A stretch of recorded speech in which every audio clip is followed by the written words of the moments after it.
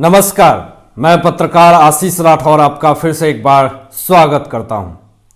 अभी अभी महाराष्ट्र के पूर्व मुख्यमंत्री उद्धव ठाकरे को बहुत बड़ा झटका लगा है, बहुत बड़ी मुसीबत में पड़ गए हैं। उद्धव ठाकरे पूरी तरीके से चकनाचूर हो चुके हैं, पूरी तरीके से राजनीति में बर्बाद हो चुके हैं।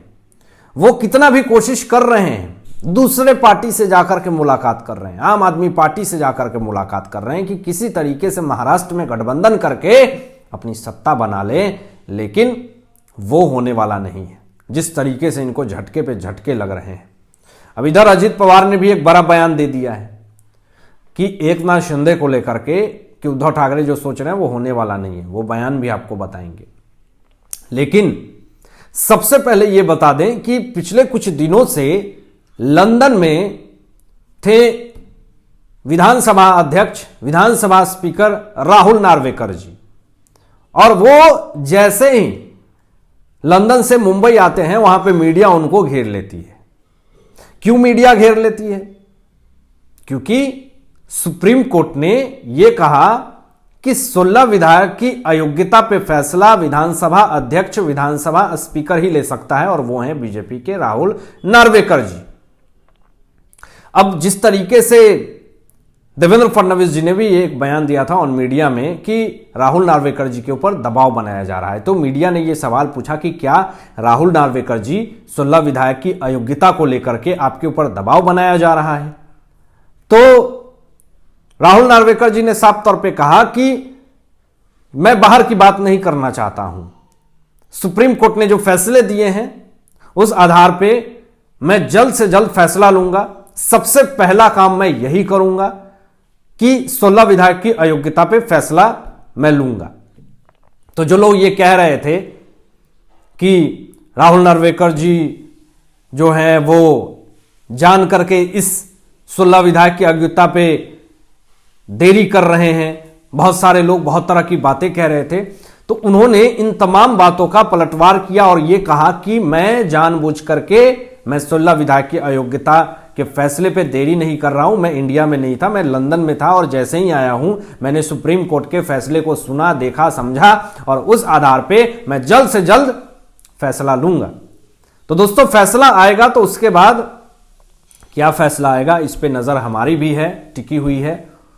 और अब सवाल यह उठता है, एक्सेप्शनल केस में लेकर के चलता हूं कि अगर राहुल नार्वेकर जी ने 16 विधायक की अयोग्यता पे फैसला सुना दिया और यह कहा कि 16 विधायक अयोग्य है, अमान्य है, उनका विधायकी रद्द किया जाता है, 16 विधायक रद्द हो जाते हैं, तो सवाल यह खड़ा होता है कि क्या एकनाथ शिंदे की सरकार जो है वो खत्म हो जाएगी? उनको मुख्यमंत्री पद से इस्तीफा देना पड़ेगा? बिल्कुल नहीं। कैसे नहीं, आपको मैं बताता हूं।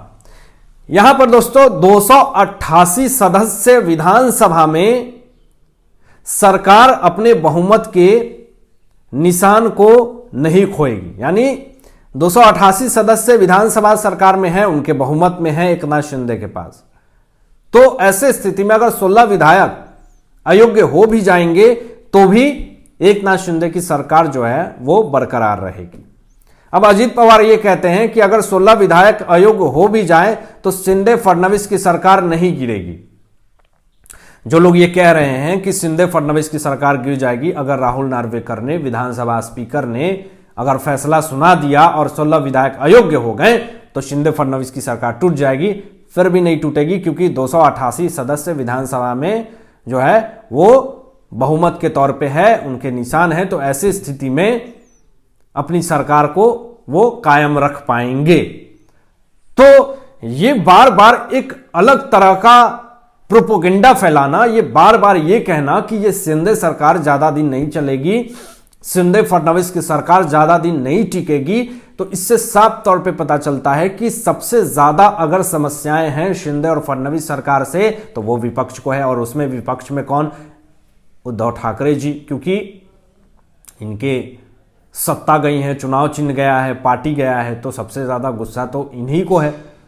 लेकिन जो कानून कहता है और कानून के आधार पे उनकी पार्टी बची रहेगी, एकनाथ शिंदे की और देवेंद्र फडणवीस की। लेकिन दोस्तों अब आपको बताएं यहां पे कि सबसे बड़ा झटका उद्धव ठाकरे को भी लगा है, बड़ा बड़ा झटका लगा है, और ऐसा झटका लगा है कि वो उस झटके से निकल भी नहीं पाएंगे, क्योंकि इनके बहुत ही खासम खास, बहुत ही प्यारे न्यारे दुलारे इनको छोड़ करके बीजेपी में शामिल हो गए। जरा सुनिए कि उद्धव ठाकरे गुट के पुणे जिला प्रमुख महेश पासलकर शिंदे गुट में शामिल हो गए हैं। ये शिंदे गुट में शामिल हो गए हैं, ये बहुत बड़ी और ब्रेकिंग खबर है, ये बहुत बड़ा झटका है। और कहीं ना कहीं अब शिंदे गुट जो है वो और ज्यादा मजबूत हो गई है। इससे अब आपको बताएं कि पुणे जिले के जिलाध्यक्ष ठाकरे गुट को हरा करके शिंदे गुट में शामिल हुए हैं। अब सवाल यह उठता है कि ठाकरे गुट के ही जो जिला अध्यक्ष, पुणे जिले के जिला अध्यक्ष ने आखिर ठाकरे गुट को ही हरा दिया और जाकर के शिंदे गुट में शामिल हो गए। तो ये कहीं ना कहीं अपने आप में बहुत बड़ी चुनौती है उद्धव ठाकरे के लिए, और चुनौती इतनी बड़ी है कि वो इस चुनौती से निकल भी नहीं पाएंगे। और चुनौती तो इनको पिछले 1 साल से मिल रहा है शिंदे गुट की तरफ से, बीजेपी की तरफ से। कोई अभी इनको झटका नहीं मिल रहा है। उद्धव ठाकरे को कभी सुप्रीम कोर्ट से झटका मिलता है, कभी दोनों पार्टियों की तरफ से झटका मिलता है, एनसीपी कांग्रेस मैं बोल रहा हूं। मतलब झटका इतने ज्यादा मिलते हैं, लेकिन फिर भी ये सुधर नहीं पाते हैं। लेकिन कहिए तो आपको बताएं यहां पे कि संजय राउत हमेशा पर्दे डालने की कोशिश करते हैं कि हमारी सरकार बहुत अच्छे से चल रही है, हम अपनी सरकार को बना लेंगे, कोई भी हमारे आसपास नहीं टिक सकता है। वो हमेशा ये दर्शाते हैं, वो ये दिखाते हैं कि मैं पूरी तरीके से सक्षम हूं, उद्धव ठाकरे की सरकार पूरी तरीके से सक्षम है। लेकिन सच्चाई क्या है वो तो पूरा देश देख रहा है, पूरी दुनिया देख रही है कि उद्धव ठाकरे के जितने भी करीबी नेता, मंत्री, विधायक, पार्षद, सांसद, सारे लोग उठ करके दूसरे पार्टी में जा रहे हैं। तो कहीं ना कहीं अब खबरें यह भी आ रही हैं कि इनके कुछ बचे खुचे पार्टी के विधायक हैं, उन लोगों के मन में, उन लोगों के दिमाग में मनमुटाव चल रहा है। वो ये सोचने पे मजबूर हो रहे हैं कि आखिर अब उद्धव ठाकरे हमें दे ही क्या सकते हैं, क्योंकि अब ये पार्टी में नहीं है, सत्ता में नहीं है, सब कुछ इनका छीन चुका है। तो हर कोई अपना भविष्य बनाने के लिए किसी पार्टी में ज्वाइन करता है।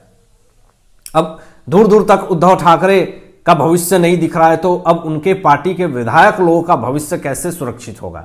तो सवाल अपने आप में यह खड़ा हो रहा है। तो जितने बचे खुचे विधायक हैं वो भी पलटी मारने की कोशिश में हैं। अब आप क्या सोचते हैं दोस्तों?